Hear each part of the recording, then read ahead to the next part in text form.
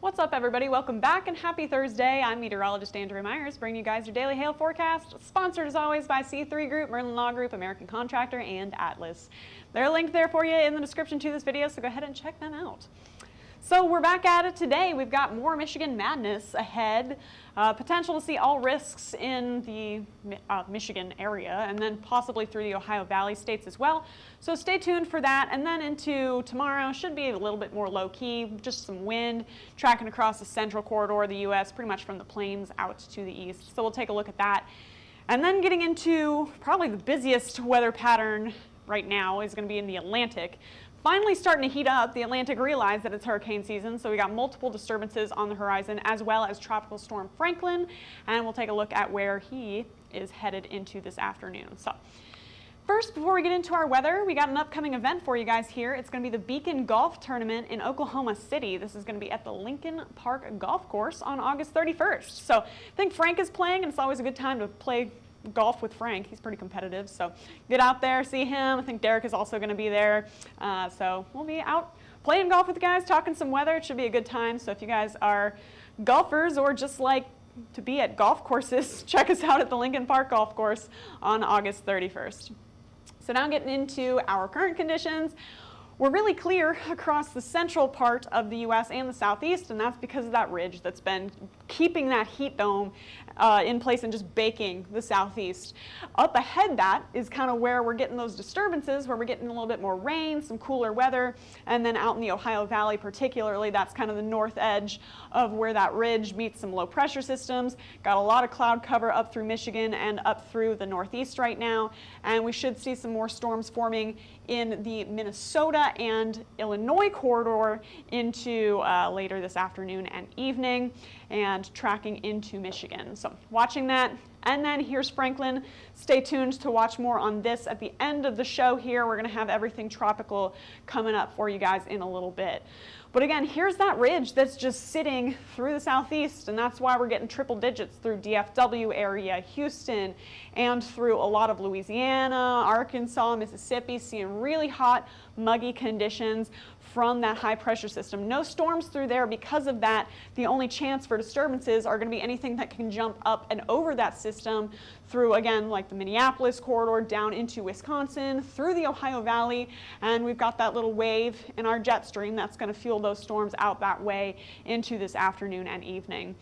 There's that muggy cast for you. Seeing a lot of frowny faces on the board, even some little tongue out guys through the Gulf Coast.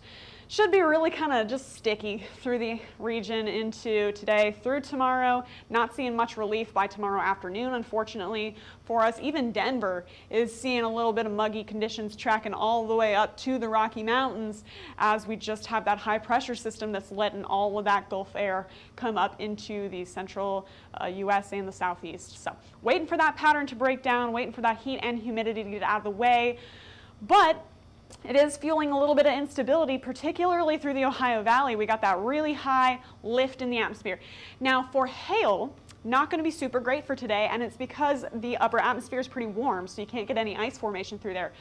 But it does mean that there's a lot of energy getting ready to form any storms that push through and help them intensify, and we could potentially see some very high winds as well as potential tornadoes into this afternoon. And some hail is possible to form through the upper corridor where it's the coldest, but it's looking like mostly a wind and potential tornado type of day. We also do have a chance for some hail through this upper corridor here in North Dakota out into Minnesota with some of that low pressure influence that's tracking through. But again, it's going to be more of an Ohio Valley, Great Lakes kind of day with all that going on. So here's kind of what it's going to look like into the coming hours. Got those storms forming by around 6 p.m. in central Michigan, as well as some popping out just towards the Milwaukee and Chicago corridor. As they track off to the southeast, they're quickly going to band up. So that hail chance is going to go down. It's already pretty low with that upper air temperature, and then going to go down even more as we see things start to form into a band. Moving into Detroit area by around 9 p.m. So Detroit, Lansing could potentially be seeing some severe weather after dark Then as that continues to track southeast, really kind of getting itself together, moving towards Cleveland, into the Buffalo area, and then continuing to sink southwards towards like Pittsburgh and starting to break apart into tomorrow morning.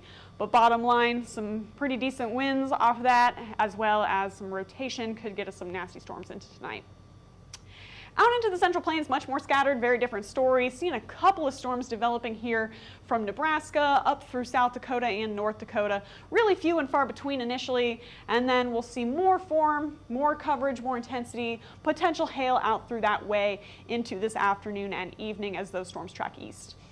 So for hail, going to see some potential large hail up through the northern corridor of North Dakota, and then a very, very brief instance of maybe some ping pong balls up through Michigan into today. So for you guys out in the Dakotas and Nebraska, low end chances across the board just because things are pretty scattered, but we could see some ping pong to golf ball size stones in the northern part of the state. Then out into our Ohio Valley Great Lakes corridor, still very low end chances across the board for hail. But again, if you guys are in kind of that central corridor, Michigan, where those storms initially form, that'll be your largest hail chance, and things will likely only get up to maybe ping pong ball size. Still enough to potentially get your attention if you guys are, having that hit your roofs. So be on the lookout for that all the way out through Cleveland, Buffalo, and into central Pennsylvania. Wind is likely going to be the larger risk for today for the Ohio Valley. Still pretty scattered if you guys are out through the plains, anywhere from Grand Forks to Bismarck to Rapid City. Got a low end chance to see any storm coverage into today, any risk type as well.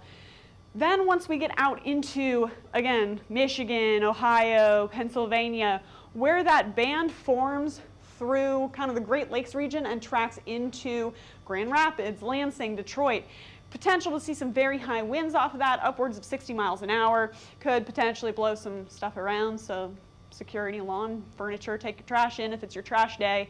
And then once things track into Cleveland and through, western Pennsylvania there, should start to see some things fizzle out into the overnight. But when it moves through that really high instability environment as that line, that's when we could potentially see those very high winds into today. Then for tornadoes, just the far northern corridor with that large hail risk in northern North Dakota and parts of just the very far northwest part of Minnesota, and then down through the Ohio Valley. So if you guys are in Grand Forks, that's really your tornado risk for the North Plains today. And then if you're out through, again, like Chicago all the way eastward into the Pittsburgh area, could potentially see some rotation. Initial storms along here will be those isolated cells, and then anything that forms east of really Detroit could potentially be along that line that passes through. So those will be pretty short-lived if there are tornadoes along that, but still potential to see now both high winds and tornado risks as that line continues to drive east. So that's kind of the setup for today. Tomorrow should be pretty uneventful. Pop-up storms from the Central Plains out east. There they kind of go through Kentucky, Virginia, parts of Kansas. Seeing some much needed rain and potentially some high wind gusts with any of those storms that kind of linger through the area. So if you guys are anywhere really from Colby all the way out to the East Coast, could potentially see some gusts from those very scattered storms popcorning around the area into tomorrow. So Colby, Kansas City, St. Louis, don't at me, it's not a hail risk. So St. Louis all the way out into the mid-Atlantic here from Washington, D.C. down into Norfolk could get those high wind gusts into tomorrow. Not really looking at much of a hail chance just because you're kind of in that heat dome influence for the next foreseeable future. So while we wait for that to pass, now we can kind of keep our eye on the Atlantic, which again has finally realized it is hurricane season. So we've got this first disturbance that's in the central basin right now, 20% chance of development over the next 2 days, 40% over the next 5 to 7. So as that tracks up to the northeast, we could potentially see a little bit more development on it. We'll take a look at why here in a minute. Same deal with this guy. As it pushes up to the north, 70% chance of seeing it develop today. Next 2 days and next 7 days are going to be the same deal as this tracks up north into a better environment for it to develop. And then the last one is potentially going to cross across the Yucatan Peninsula into the Caribbean and the Gulf. So as it makes its way over land, 10% chance of development, not really helpful to hurricanes to be over land.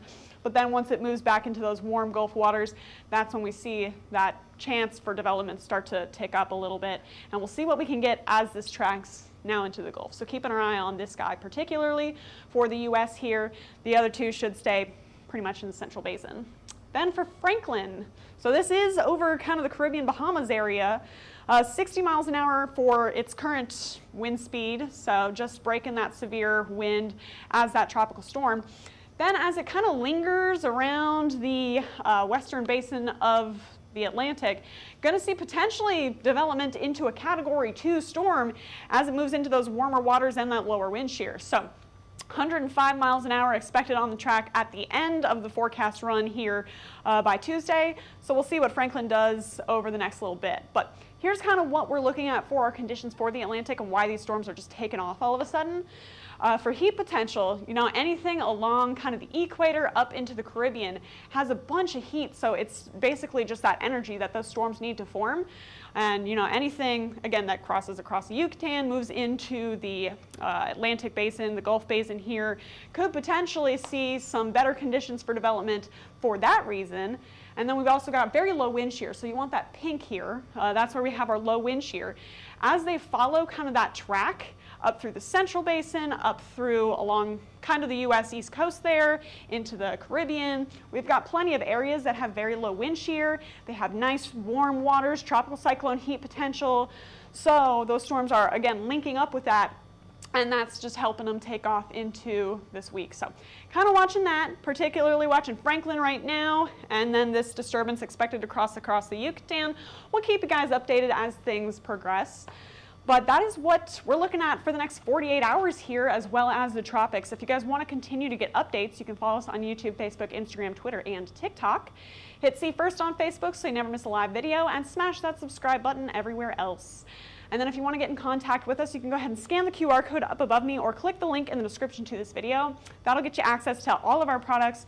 We map storms live and across the nation. So if you guys want hail, wind, tornadoes, hurricanes, we've got it all. So go ahead and scan that QR code.